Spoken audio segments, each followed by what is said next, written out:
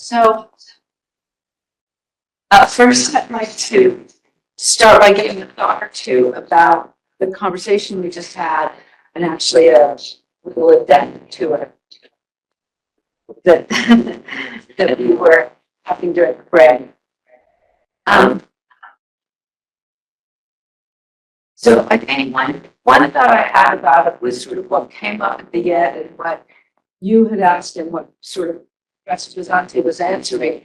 One thing is that when we're talking about, and in this context, it's like, harms that people say or that people write, or whatever, doesn't matter, whatever the harm is that we're talking about, to be pretty clear about what aspect of dignity is being harmed, right? So is it a privacy issue, or is it a, some different humiliation issue or something else?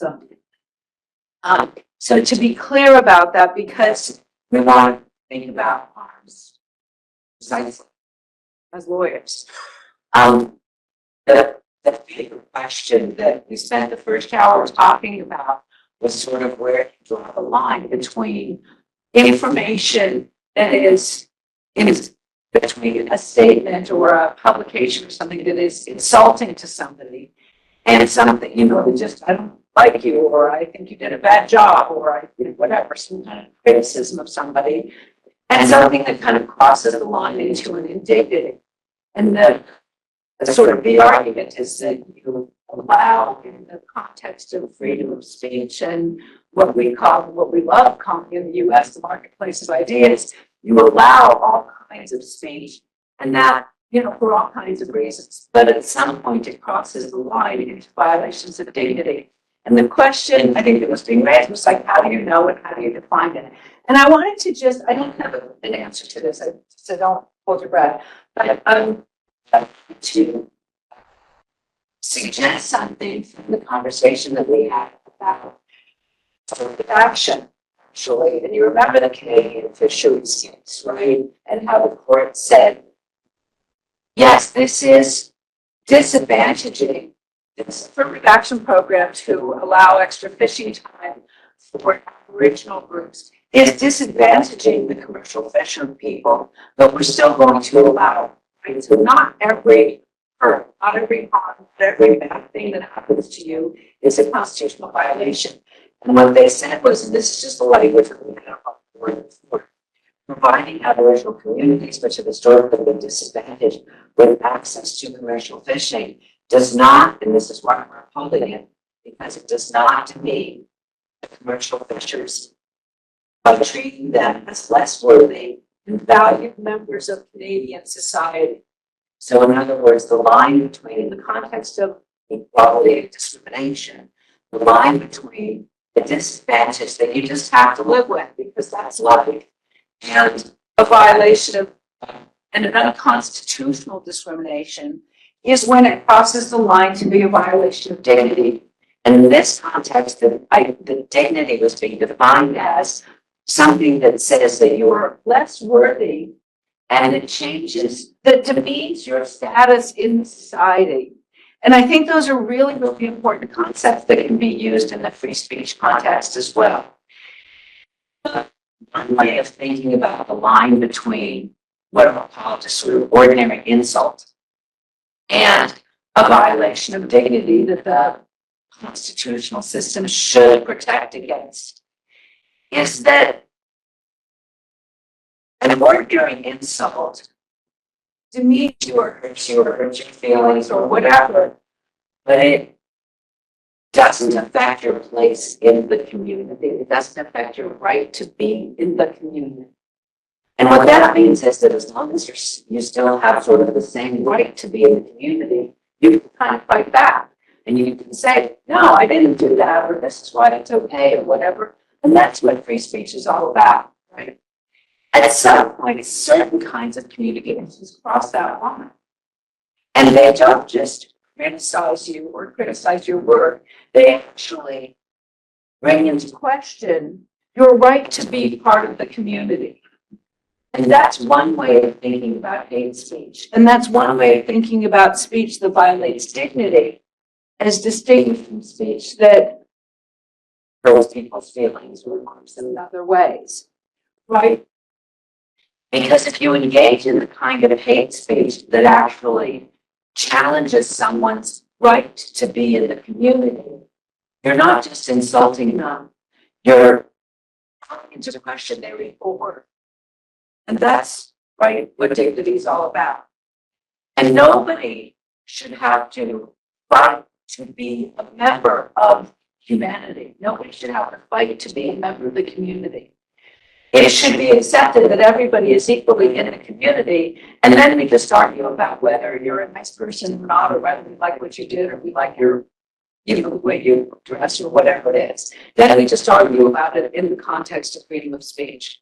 So I just want to sort of invite you to think about speech, about that line that calls into question someone's right to be in the community, or ultimately the right to exist, right? And what people who monitor civil war and genocide and other sort of serious kinds of atrocities will often say is that the first indications that something really, really, really ugly is about to happen comes with the kind of speech, not just that insults people, but the kinds of speech that says, you don't have a right to be in this group. That kind of exclusionary speech. So that's one way of thinking about a speech that crosses that line, that forces people to sort of clamor back, climbing their way back into the community. Does that make sense? Any questions, thoughts? We changed the program for two. We decided that rather than talking more about dignity in the judicial process, because we've talked about that a lot, we would talk about something that's been raised a little bit here and there, and certainly by some of you in your proposed projects, which is the dignity rights of non-human beings. So I want to raise a couple of different questions. One of them is, so the first one is just to sort of get a sense of what we're talking about. So the question is, other than human beings,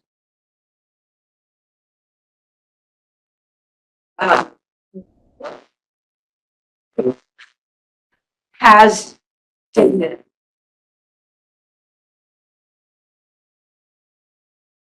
And by, just to be clear, by human beings, I mean, you totally think of as human beings. Nothing surprising there. But collectives of people, things that people create, things that people call into being, are not human beings. So on the one hand, what we've been talking about all along is the dignity of the natural born person. Right? What other than a natural born person could you say has dignity? And this is just a open exercise. So I want to say everything should. everything should? Yeah, that's what I want to say. Okay. And do you want to say it so much that you're saying it? Yeah, I mean, yeah, I am saying it, but I obviously like I see the problem with that complication with that. Well, so let's unpack that a little bit, because I guess as a first answer to my question, that started on pretty well. If you're right, then we can just sort of stop, right? Everything has. Can you say everything? Do you mean everything? So, Yeah, I mean everything that exists. oh, that's a different thing, right? I mean, there's a lot of things that are not. Okay. So when you say everything, you say precisely what you mean. And not just living beings, but for example, like how we've talked about rivers yesterday, especially things that exist in relation with other. It doesn't have to be beings. An ecosystem, yes, has like living beings also, for example. But even a river in itself, I think anything that is forms a part of this world that we didn't necessarily have to bring into creation. I mean, one could say that a company which has legal personhood, must have been- but I don't agree with that. So I'm Okay, so, right, so what's your definition? And actually, the sort of the first thing you said was really good, but I didn't quite catch it. So, how did you talk about something that comes into being?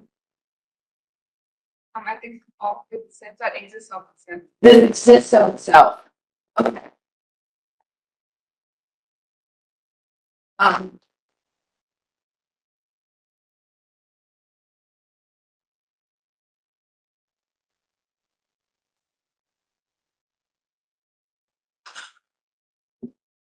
okay, so now we've got just a starting point here.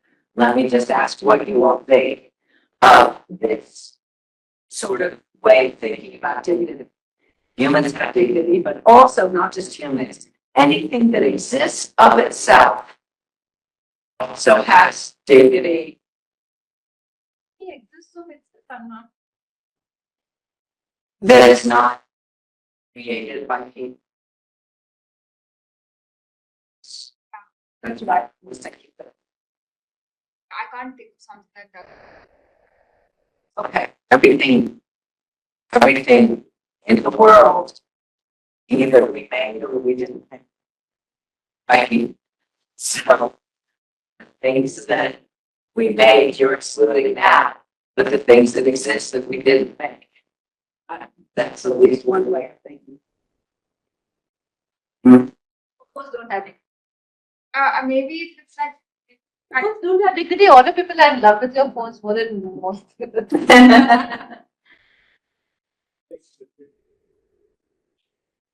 Okay. So what were you going to say? I think not everything has dignity, but a lot of things we can say which are man-made as well, they do have dignity. For example, our historical monuments, they have dignity. Our constitution has dignity. Then our national flag has dignity. Our national anthem has dignity. So Okay, so this may be too broad for some, and it may be too narrow for others, right? So we might want to,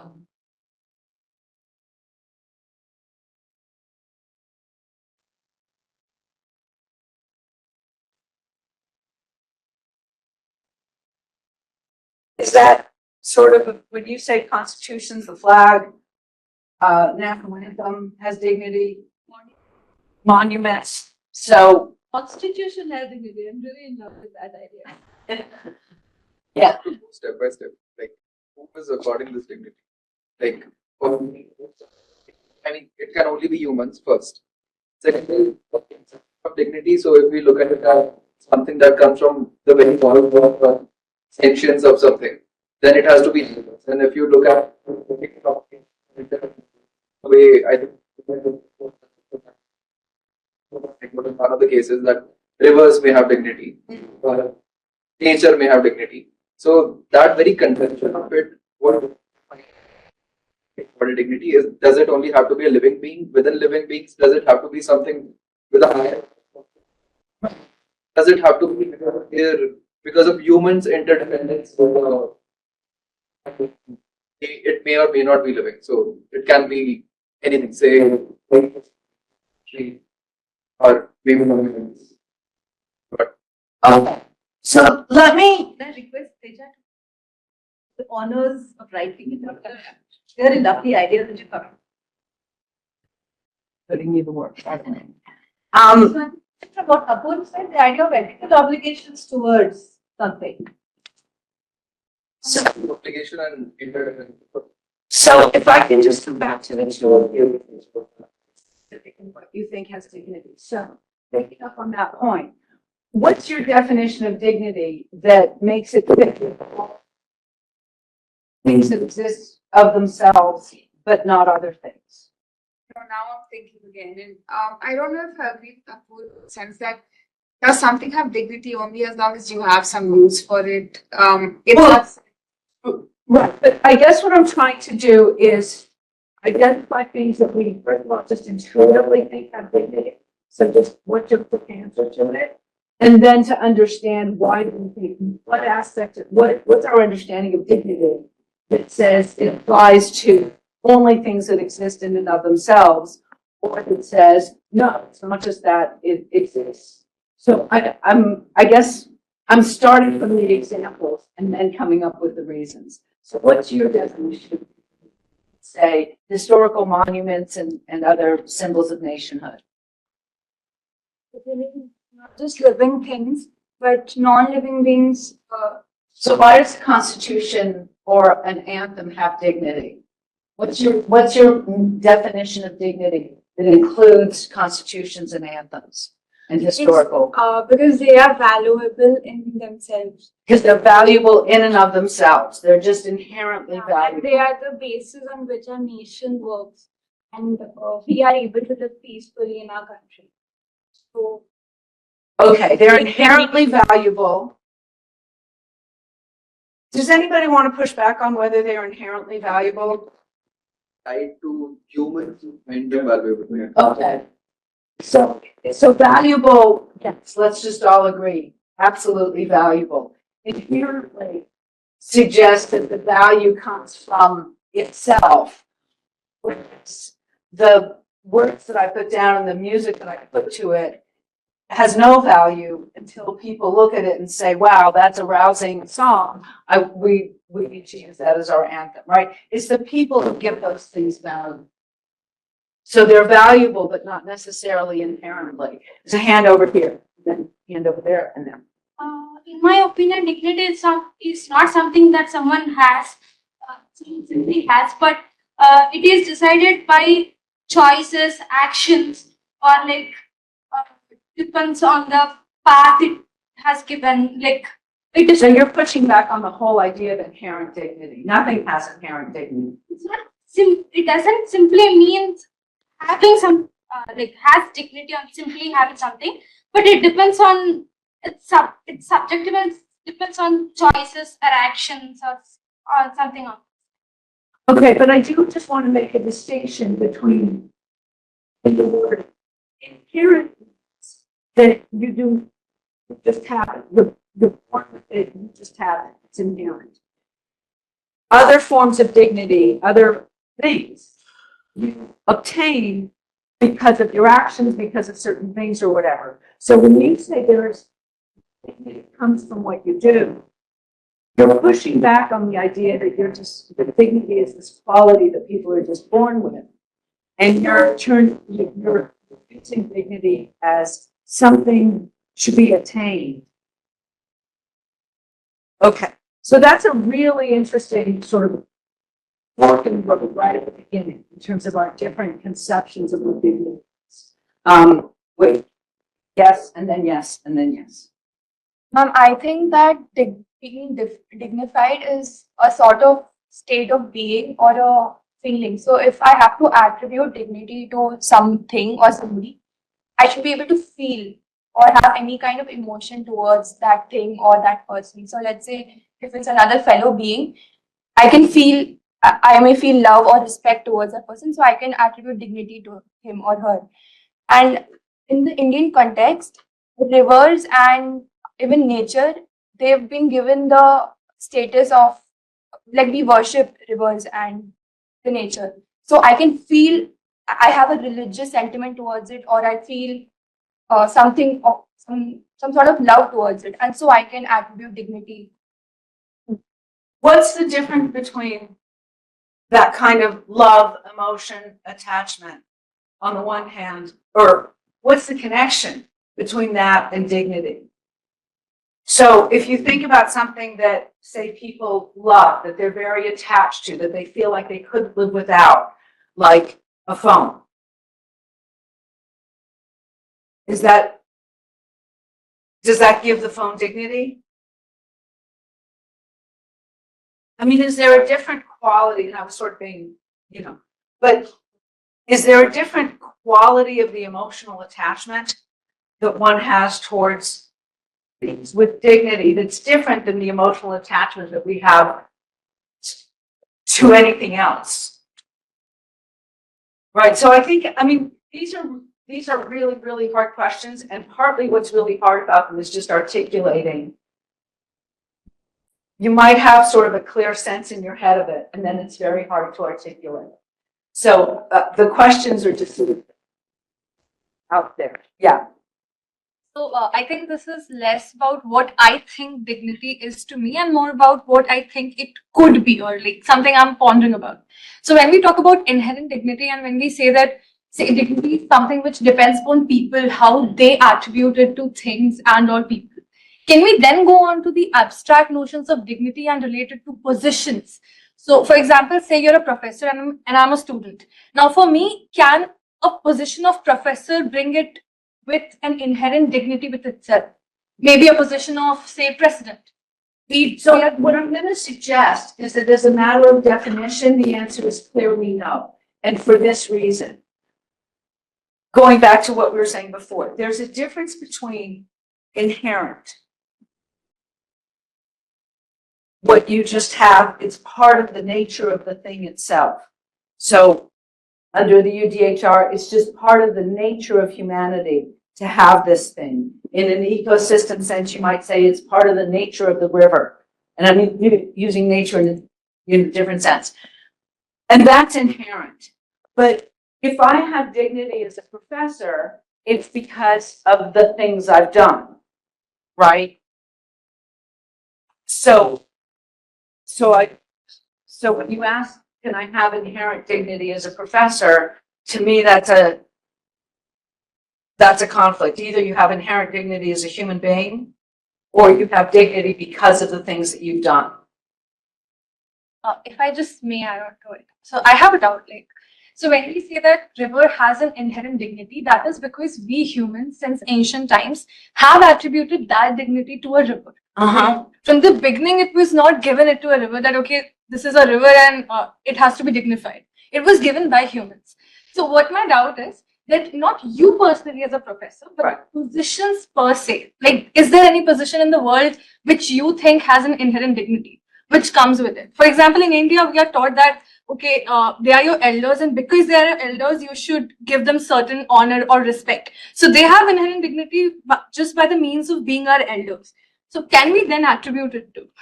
I mean, this is So two things. The first point you made, I think, is actually really interesting and really complex. And the second one to me is not, because you keep asking, you're asking, because of that, is there inherent dignity? And I'm being a little bit technical and pushing back on that word inherent. Yes, you can construct a social system that says these things have dignity. And so, sure, why not? They have dignity, elders or rivers or whatever it is. But inherent to me has a different meaning, which is that it is not there as a result of attribution. The difference that we were saying about like the national anthem. We as humans can decide we want to give dignity to whatever. But I think in that sense, dignity means value, it means importance, it means a certain gravitas. But it doesn't mean inherent worth that exists, that is worthy just because it's there. So I think it's really interesting about everything that exists of itself, because in a way, I think what you were originally saying was that those things have inherent dignity. We didn't give them dignity because the river existed. It's not man-made. The river exists. I think your point is really lovely, which is that the river didn't wake up one morning and say, I have dignity. People did in 1948, right? The river just exists. And the only reason we would say it has dignity is because we decided to say it has dignity. So I think that's just a really interesting point that actually applies to human beings also, right? You had your hand up. Yeah, did you want, yeah. I think you did. No, okay. Then I'll, yes. Now, Now, because we're talking about like symbols of nationhood, I was thinking because nation and like sovereignty is not the only system that exists, right? Because there are parallel systems of power and unification, like religion or um, regional communities and like different cultures and stuff like that, right? So, by that logic, be giving those things also the same of dignity. And if we are, like, for example, right, if what if these symbols of power or unification that are born out of these communities or religions or whatever are in themselves indignifying? Like, I don't know if I'm making sense, but if you're So give us an example. okay, yeah, I can give you an example. If you're saying, can we agree courts, for example, high courts, the Supreme Court, whatever, a court has dignity Yes. by that logic, right? So does that mean I could say, for example, I don't know if you're familiar, but there are Kap panchayats in a lot of parts of northern India, right?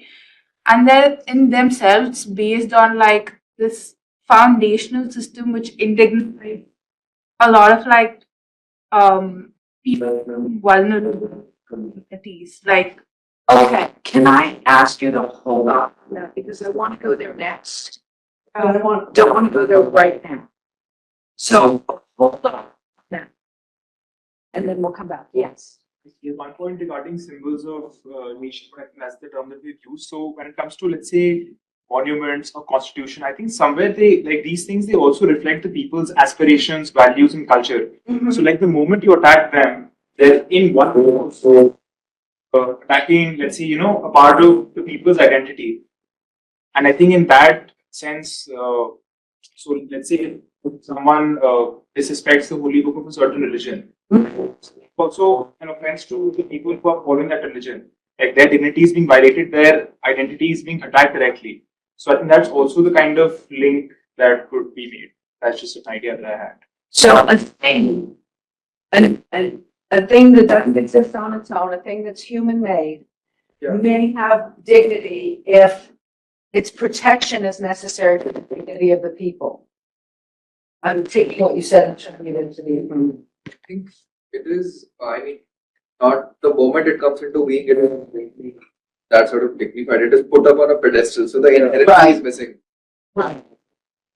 Right. So that's like, I write a song and I say, hey, this should be the national anthem. Until we've decided that, until everybody learns it and decides to sing it, it doesn't really have dignity. It's just some stuff on a paper. Eventually, to be fair, it is tied to the very humans who feel attached to it, right? Right. That's his point, is that at the point at which it gets attached to human beings, then it starts, then we can start to talk about it as having dignity. That is doubtful. I agree. Ascribe the values to those things, like let's say the constitution, the monument for that matter. But I just Right. feel like with this conception, things also become like it's getting very abstract at this point in time. But I think this is something which we can Patient in Haryana. ourselves. Patient in Haryana. In Haryana.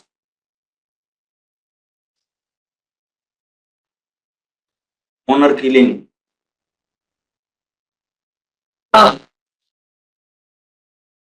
Okay, yeah, your point is well taken. No, that I agree that it doesn't give it inherent dignity. I'm still sort of fighting for a restricted meaning of that word, but it may give it dignity in all kinds of important ways. Things are dignified apart from other things, what their actions and performance. Also, machines are also performing various things and human being can. They have dignity. Okay, so again, we can talk about dignity in these various forms, and I don't think one way is wrong. I think it's important to be clear about it, and I think it's important to be clear in some of the conversation is about the very workplace on the boundary. But I do think that it's important to be clear about whether we're saying that something has inherent dignity because it just is, or if we're saying it has dignity because it's accomplished, it's important, and then it's a societal choice. We've decided to respect elders. We could have a different society where we say elders are completely worthless. We respect newborns, whatever it is, right? So that's all part of the choices we make, and that shows that we're not talking about an impairment. And the same thing with certain, jobs or status or royalties or whatever. We could decide that those have dignity, decide that they don't. Okay. So it's important, I think, to understand sort of the different ways in which we use the idea of dignity. The second point I wanted to ask you to think about is, let's assume these things have dignity in some form or another. In sort of my way of thinking about what we've been talking about this past week, that UDHR starts by saying humans have inherent dignity and therefore have rights. So we have this whole body of dignity jurisprudence because human beings have this inherent dignity. So if other things have dignity, do other things have? So now I'm asking about the connection between dignity as a quality of a thing and having legal rights. And the question can be, I think it's a complicated question in several ways, but you can think of dignity as being the basis for rights. Dignity is the right to have rights. And so only those things that are here have rights. Even if we were making an exhaustive list, right? You have to have dignity in some form or another in order to be able to claim legal rights in court. Or we might say, no, that's not true. Some things have dignity and therefore they have rights. Some things have rights but not dignity. They get rights through some other mechanism. So, do you think that all of these things have legal rights? And here again, the question is very narrow. By legal rights, I literally mean the ability to walk into court either on your own or through some representative, but the ability to claim rights on your own behalf in a legally cognizable way, right?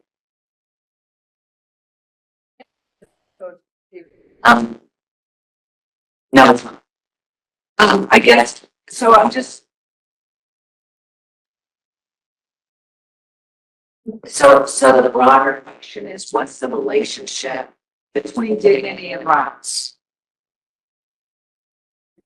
Dignity from the sort of inviolable core of whatever that it can't be violated. Legal rights are to enforce it.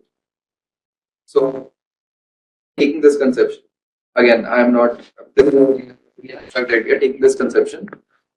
Symbols of nationhood, for instance, they would not come to be something that we have, dignity again tied to something else, and rather when you have legal rights to protect sort of government or something like that, that is to maybe protect the right of a community rather than the very idea. Not protect the right, but not incite it, more of a preventive sort of mechanism. So what I mean, dignity forms of and legal right that they are not. So in that sense, and again, this is very abstract. There's a lot of other things going on. So we're just sort of mapping out some of the questions and trying to get a sense of some of the answers. But in a sense, what you're saying is that to be up on the board here, you have to have some inviolable core of value, let's say, of dignity, that we'll call dignity, and that legal rights are there to protect it. And if this doesn't really have an inviolable, and we can feel more comfortable saying this doesn't have rights to protect itself. I think we can use it that way. I think that's a thoughtful way of getting to. Any other thoughts about that relationship between dignity and rights?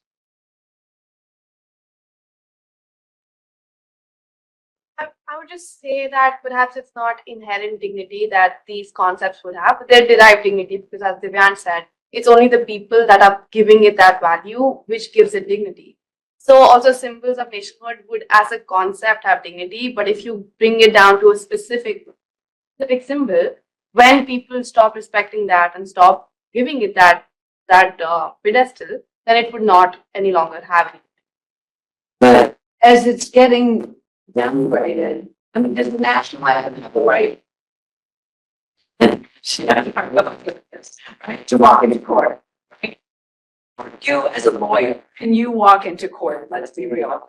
You as a lawyer walk into court, your client, I'm here to represent the national anthem because people have been singing it wrong, singing it off key, it's really terrible. And it's losing its value. Or something. Also, I had actually multiple cases regarding this. So there was one Jehovah's Witness. Yeah. They wouldn't, Jehovah's Witness, Yeah. they're not supposed to like stand. Yeah, so because Yeah. the But that's a different thing. They were raising First Amendment claims. They were raising free speech claims. They weren't raising claims.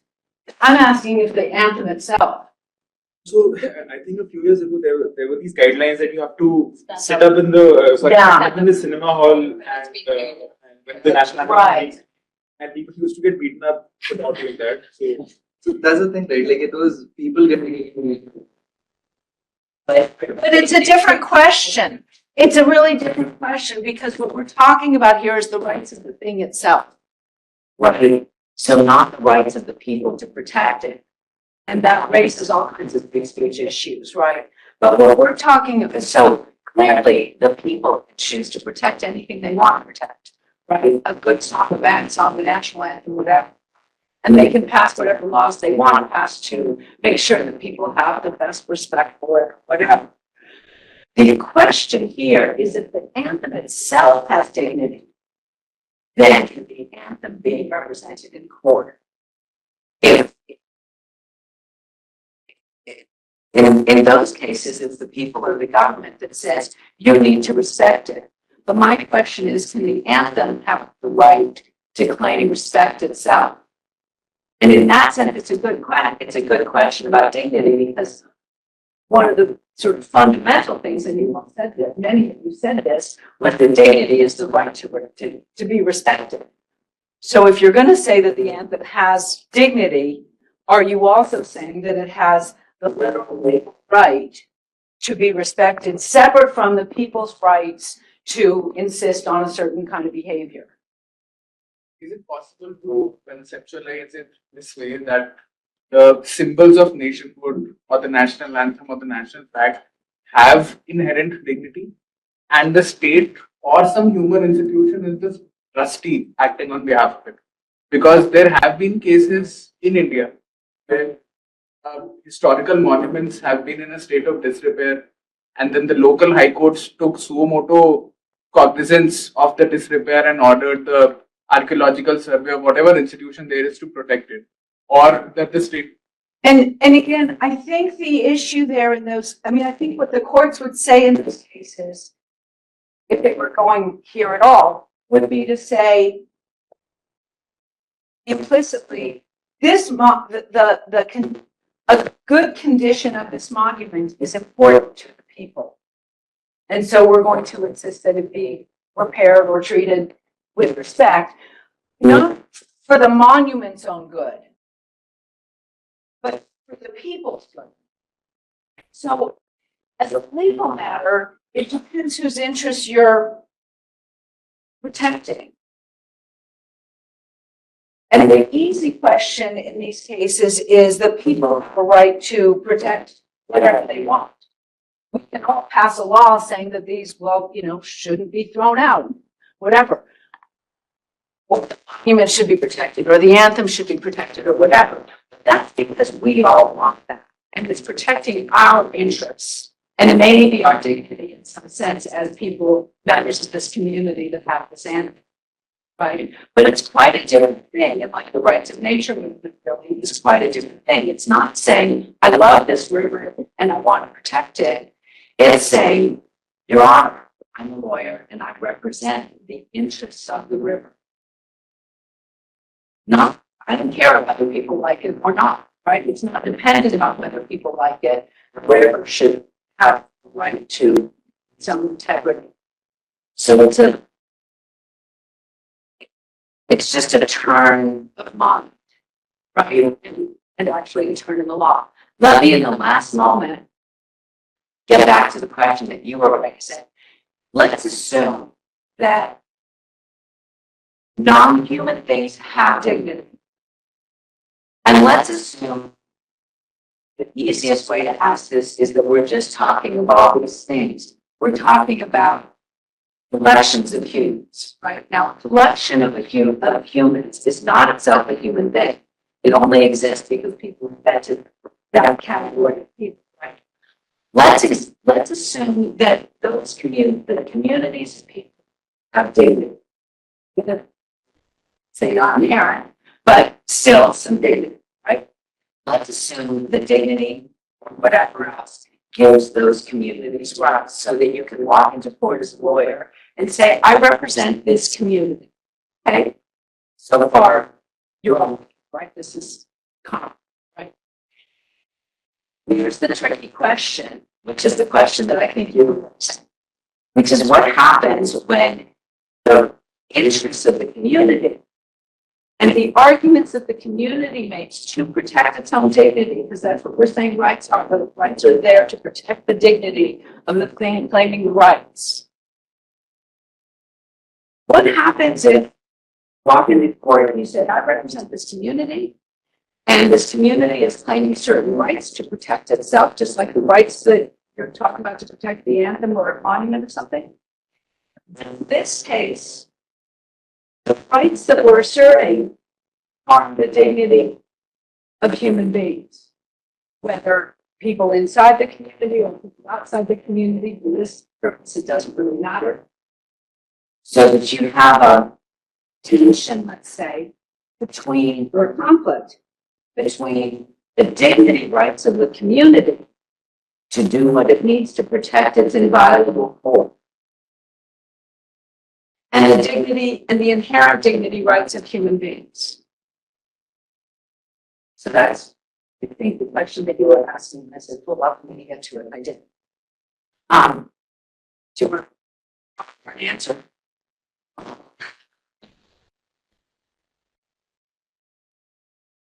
And this really is, so 2 minutes till the end of class, on the last day of class, other than your presentations, this is sort of the tricky question, right? This is the really difficult question. Is that at what point do we allow some kind of prioritization among dignity claims? If we're saying that the community has the right to come into court because it has dignity, protecting its dignity as a community, what happens when you have that conflict? Anybody want to suggest a way of thinking this through, or is everybody's brain just exploding and done enough thinking and you guys have a lot of work to do in the next 24 hours? It might be that the genesis of the concept of dignity was in the end to preserve an individual's freedom in some way, because all across centuries it has been seen that individuals' freedom or conscience or whatever has been has seen that the community's wishes have been imposed upon it, or the larger discourses or the larger things which are there, individual has not been able to work through it. So thus, like in case of an individual's dignity versus a community's dignity, in the end, in some way, individual's dignity must come over community's dignity, because in the end, the dignity concept was for individual. Aligned with the individual. Right. Right, but if there is a conflict, there's priority. That is the, I think, very clear answer from the UDHR. That's how the UDHR would resolve this conflict. And for exactly that reason. For exactly that reason.